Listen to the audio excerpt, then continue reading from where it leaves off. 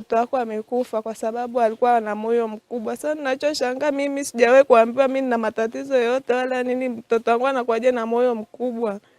Kwa kweli mimi yule sio mtoto wangu na kwa sasa hivi mimi nahitaji tu mtoto wangu.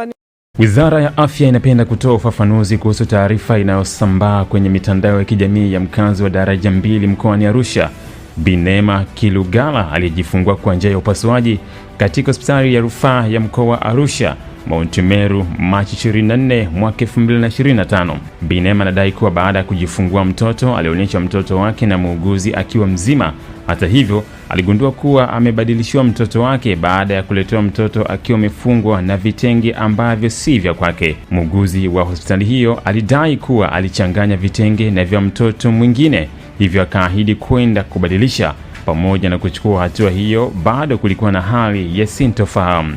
Kufuatia hali hiyo, Wizara ya Afya kwa kushirikiana na ofisi ya Katibu Tawala wa mkoa wa Arusha pamoja na jeshi la polisi imechukua hatua zifuatazo: moja, kuchukua sampuli za wazazi waliojifungua kipindi hicho pamoja na za watoto kwa ajili ya uchunguzi wa vinasaba katika ofisi ya mkemia mkuu wa serikali.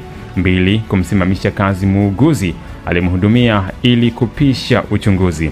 Baada ya uchunguzi kukamilika, taarifa rasmi zitatolewa na hatua stahiki zitachukuliwa. Imetolewa na Roida Andusamile, mkuu wa kitengo cha mawasiliano serikalini. Dataflow inakuletea internet ya uhakika, ni salama na huunganisha kwa haraka. Unganisha na watu zaidi ya 30 kwa wakati mmoja. Inakaa na chaji kwa muda mrefu zaidi ya masaa 11. Pata data mtelezo yenye kasi kwa gharama nafuu. Wasiliana nasi. Tembelea tovuti yetu www.dataflow.co.tz.